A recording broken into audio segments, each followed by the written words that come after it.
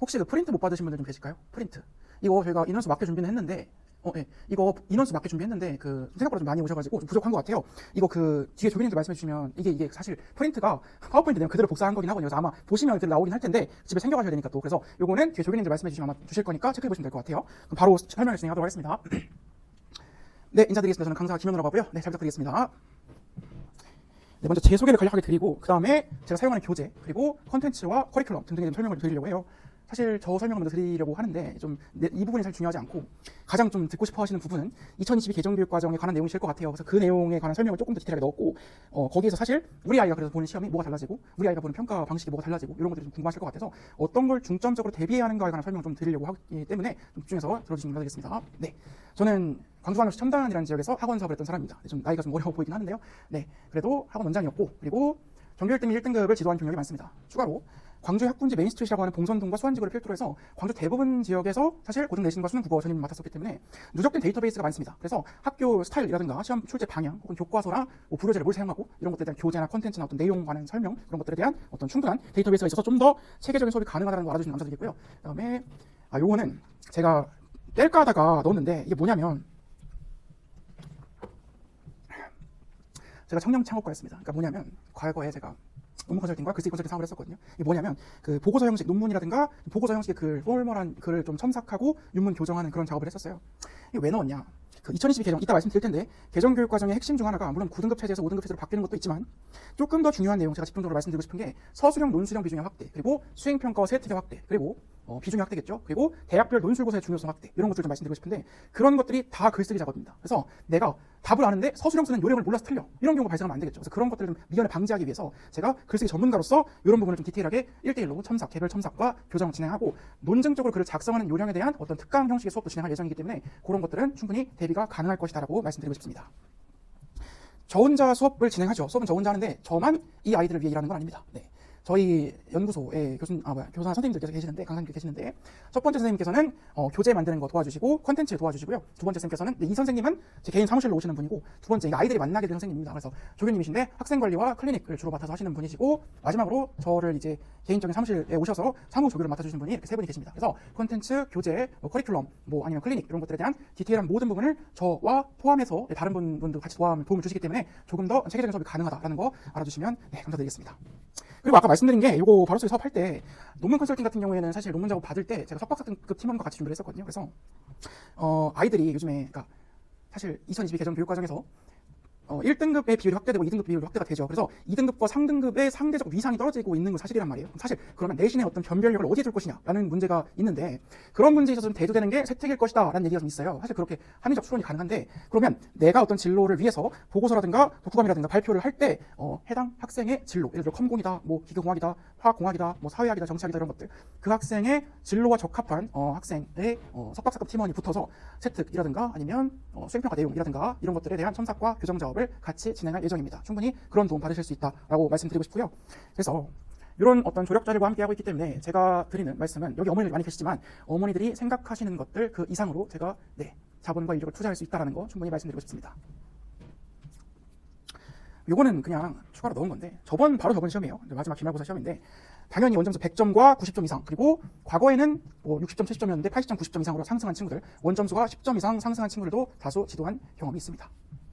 넘어가서 요거는 사실 국어 강사로서 제가 고일 설명회를 진행할 때 꼭 말씀을 드리는 건데 중등국어랑 고등국어가 뭐가 다르지? 예를 들어서 우리 아이가 중학교 때 국어를 잘했을 수 있고 못했을 수도 있잖아요. 사실 별로 중요하지 않다는 거 말씀드리려고 하는 건데 그러니까 중등국어랑 고등국어가 뭐가 다르지? 우리 아이가 중학교 때 국어 좀 못했는데 올라가서 잘할 수 있나? 혹은 좀 잘했는데 계속 잘할 수 있나? 라는 궁금증이 좀 있으실 것 같은데 단순 난이도가 아니라 본질이 달라지는 유일한 과목 이러면 또 영어쌤들이나 수학생들이 별로 안 좋아하시긴 하는데 그러니까 수학 과목 같은 경우에는 난이도가 변하는 거고 그 수학에서 사용하는 본질적인 개념이라든가 도구는 변하지 않잖아요. 국어는 그게 변하거든요. 예를 들어서 중등국어에서 중요한 게 무엇이냐? 단순 암기와 표면적인 한정적 범위. 그러니까 학교 선생님께서 여기 나오니까 여기 외워. 여기 시험 범위 나올 거야. 여기 공부해. 라고 한 부분을 그냥 암기하고 그냥 체화시키면 돼요. 자습서 깔딱 외우면 되는 겁니다. 예를 들어서 고등국어는 체력, 논리적 사고력, 실전력, 합리적 암기까지. 무슨 얘기냐면 체력이 왜 필요하지? 예를 들어서 내가 어떤 글을 읽고 그러니까 A4 용지 거의 한두 페이지에 해당하는 긴 글을 읽고 올바르게 정보를 추출해서 문제를 푸는 능력은 체력 없으면 힘듭니다. 그래서 내가 이 글을 시험장에서 온전하게 읽어 내려갈 수 있는 체력도 필요할 것이고, 논리적으로 사고할 수 있느냐, 시험 범위 외에도 기본 문학 개념어와 외부 지문에 대한 대응력이 필요하다. 그러니까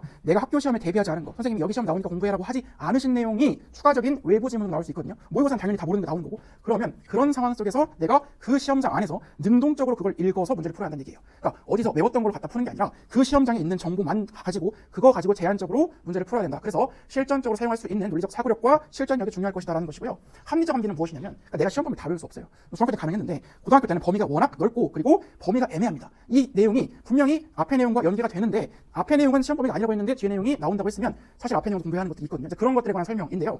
어디까지 외워야 하는 것이냐, 그리고 어디까지는 내가 이해해야 하는 것이냐에 대한 합리적으로 효율적으로 암기하는 능력까지 중요하다고 보시면 될 것 같습니다. 추가적으로, 그리고 오늘 집에 가셔서 아이들한테 너 반복이 뭔지 알아? 물어보시면 똑같이 나오는 거 이렇게 대답할 거예요. 뭐 비슷하게 답하겠죠. 근데 똑같이 나오는 것도 중요한데 반복을 모르는 사람이 없죠, 한국인이라면. 근데 중요한 건 그게 어휘의 반복인지, 단어의 반복인지, 시행의 반복인지, 시어의 반복인지, 연의 반복인지, 문장 구조의 반복인지, 어미의 반복인지, 이런 것들을 조금 디테일하게 구분하는 것이 고등국어에서 중요할 것이다. 단순히 반복하면 오늘이 나와라고 하는 건 중등국어 영역이고, 더 이상 이제 어떤 것이 비슷하게 반복됐다라고 했을 때 우리가 유사한 것과 동일한 것도 구분해야 되죠. 근데 사실 중학교 때 구분 별로 안 하거든요. 근데 예를 들어서 유사한 것과 동일한 것은 국어에서는 정말 땅과 하늘의 차이라고 보시면 돼요. 왜냐하면 동일한 것은 말 그대로 토시 하나 안 틀리고 똑같은 거라는 건데, 유사한 거는 비슷한 거예요. 그럼 비슷한 거라는 것도 사실 애매하죠. 어디까지가 비슷한 거고 어디까지가 다른 거냐, 이런 것들에 대한 기준 자체가 모호하기 때문에 문제를 좀 많이 풀어보는 경험이 필요할 것이고, 고등국어에선 그런 게 핵심으로 작용할 것이다 라는 거 알아두시면 될 것 같습니다. 요거 얘기를 좀 드릴 수밖에 없을 것 같아요. 2022 개정교육과정인데요. 이거 수능 얘기 좀 드릴게요. 원래는요, 문학 독서가 공통이고 화법과 작문과 언어 매체 중에 하나를 선택해서 진행하는 방식이었습니다. 중요한 거는 2028학년도, 그러니까 이번에 아이들이 수능을 보게 될 연도에는 화법과 언어, 독서와 작문, 문학이라고 하는 세 가지 어떤 과목을 합쳐졌거든요. 세 개 다 공통 과목이 됐어요. 예를 들어서 내가 문학 독서는 당연히 공부를 해야 하는 건데 화작, 언매 중에 선택하는 건데 언매가 문법이거든요. 그래서 수능을 볼 때 내가 문법이 좀 약해라고 하면 사실 문법을 안 하고 화법과 작문으로 일종의 도피하는 게 좀 가능했었다, 이렇게 이해하시면 될 것 같아요. 과거에는 그랬죠. 근데 지금은 화법과 언어, 독서, 작문, 문학이라고 하는 세 가지의 공통 과목으로 합쳐졌기 때문에 우리가 문법 공부도 필수적으로 수능에서 진행되어야 할 것이다 라는 것이고, 문학이 여전히 개별 과목으로 남아있기 때문에 문학의 중요도도 중요할 것이다. 그래서 문학과 문법 학습이 사실 이번 준비해야 하는 수능의 핵심이 될 것이다 라고 이해하시면 될 것 같아요. 이번 수능이 아니죠. 2028학년 수능입니다. 네, 2022 개정교육과정이 적용되는 첫 수능에 대한 말씀입니다. 그리고 사실 수능은 좀 먼 얘기죠. 내신을 좀 보자면 기존의 9등급 체제에서 5등급 체제로 변한다는 건 이제 들으셨을 거예요. 그래서 그게 뭐가 중요해요? 뭐가 바뀌는 거냐? 1등급이 4%였습니다. 그리고 2등급이 11%였죠. 근데 5등급 체제에서는 1등급이 10%예요. 2등급이 34%입니다. 무슨 얘기냐면 기존에 2등급 맞던 애들까지 새 체제에서는 1등급이에요. 그리고 34%면 대략적으로 4등급까지 걸치는 건데 원래 4등급이던 애들까지 2등급이에요. 그러면 과거에는 2등급까지 하는 애들도 어찌어찌 내신으로 인서울 갔는데, 최근에는 이제 바뀌는 내신에서는 우리가 이제 2등급 맞으면 전혀 메리트가 없다라고 보시면 돼요. 무조건 1등급을 사수해야 한다. 300명 시험, 300명이 학교에 있다면 무조건 무슨 일이 있어도 30등 안에 들어야 한다라는 겁니다. 왜냐하면 34%에 드는 애랑 11%랑 똑같은 2등급이잖아요. 얼마나 억울하겠어요. 그래서 2등급과 3등급은 사실 인서울 대학 진학하기 좀 어려워질 것이고 2등급과 3등급의 상대적 위상이 떨어질 수밖에 없다라고 이해하시면 될 것 같습니다. 그리고 추가적으로 아까 말씀드린 건데 서술형과 논술형의 비중이 확대된다. 그래서 이거는 뭐 권고의 수준에 그친다고 하지만 많은 학교에서 늘릴 것 같아요. 그래서 서술형 작성 요령과 논술형 시험을 어떻게 작성할 것인가에 관한 내용도 준비를 좀 하셔야 될 것 같다. 그리고 그런 부분에 대한 커리큘럼 준비 당연히 되어 있다고 이해하시면 될 것 같습니다. 그래서 어떤 커리큘럼으로 시험을 준비할 것이냐라는 건데요.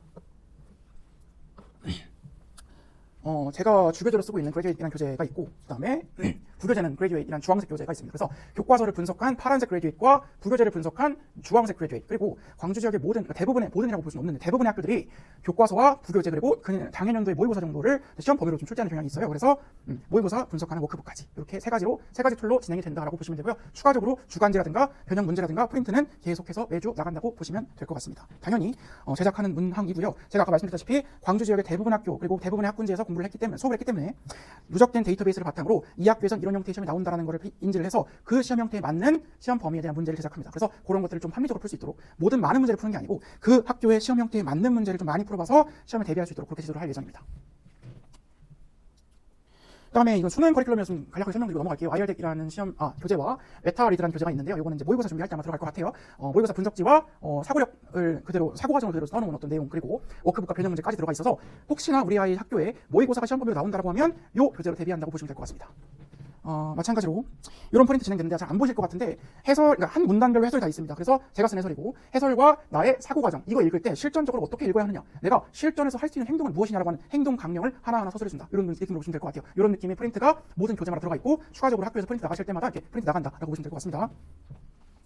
당연히 꼼꼼한 클리닉 진행되죠. 그러니까 본수업 이외에도 주 1회 필수 클리닉이 진행될 예정이고요. 지금 저희 아까 말씀드렸던 그 다른 강사님께서 오셔가지고 클리닉을 진행을 하실 수도 있고 아니면 제가 갈 수도 있는데 시험 1주 전에는 파이널 동양 모의고사 학교의 시험 형태와 완전히 유사한 그러니까 종이 질감과 종이의 어떤 크기까지 똑같은 형태로 만들어서 여기 시험을 볼 거거든요. 그래서 시험에 대비할 수 있고 마지막으로 약점을 확인할 수 있는 그런 전략을 세울 것이다 라고 이해하시면 될 것 같아요. 요거는 제 홈페이지 제가 운영하고 있는 홈페이지여서 아이들이 24시간 언제든지 내가 이런 부분을 모르겠어요. 요거는 질문이 있어요 라고 물어보면 제가 수업에 학원에 없는 날이라도 언제든지 질문을 받고요. 혹은 보시면 네, 전화라든가 아니면 인스타 DM으로 연락을 주셔서 학습 질문을 주셔도 됩니다. 이런 것들은 아이들한테 사실 제 수업을 듣지 않아도 국어에 대한 질문은 언제든지 받고 있으니까 연락을 주시면 네, 되겠습니다. 네, 질문 이따가 받을 예정이고요. 네, 감사드리면서 마치겠습니다. 감사드립니다.